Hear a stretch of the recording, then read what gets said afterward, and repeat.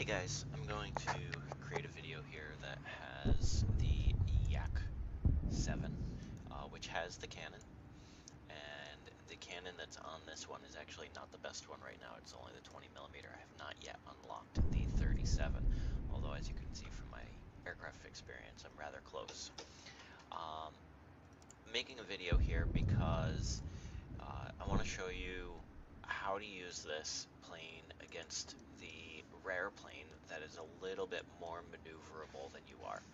The A6M2, A6M1, the Spitfire, etc. I want to show how while you're maneuverable, they are more maneuverable, and you need to take that into account and get the enemy fighting you in a way that is advantageous to you and disadvantageous to the enemy.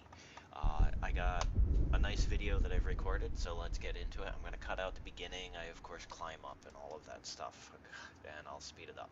So that's what we have. Okay, so we'll start out. I've climbed to my altitude, I've stayed with the group, and I'm ready to start seeing the enemy. In this instance, we meet up with a 110E, which is not unexpected. He is on the tail and kills one of our friends. I like to, at these points, take those shots, those free shots at the heavies, dangerous planes, until they're out of range or you have more coming on. Now, I'm keeping an eye on the mini-map here. You see I break away shortly and do a dodge of a 190. Dodge is pretty simple.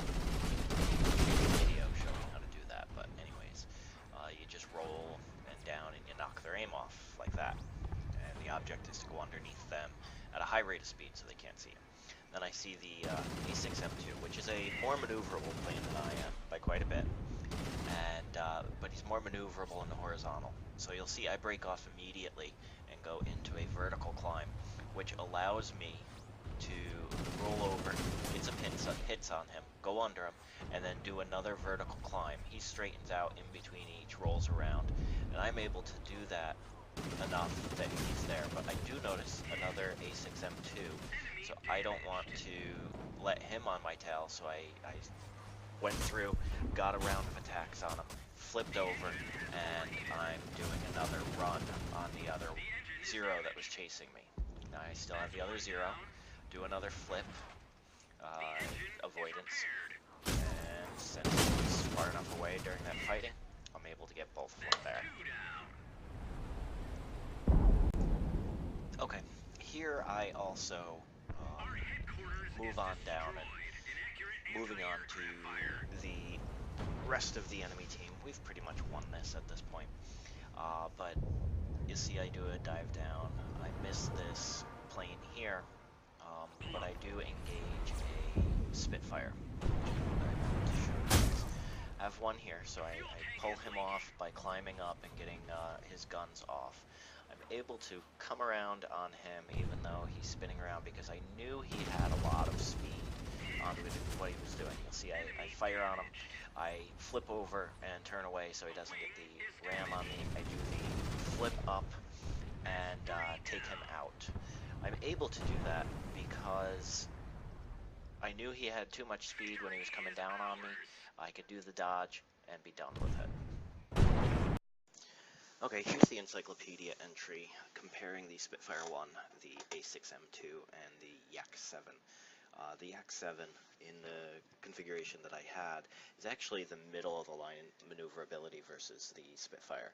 It is quite a bit less maneuverable than the A6M2, but slightly more maneuverable than that Spitfire that I was dodging. The hit point advantage between the Yak 7 and the A6M2 was probably the decisive factor there. The A6M2 did have a little bit more firepower, and definitely had the better average time to turn by quite a few seconds. That's why I had to switch it into the vertical rather than the horizontal. So it's just a video, give you a idea of what you're looking at. So that's it.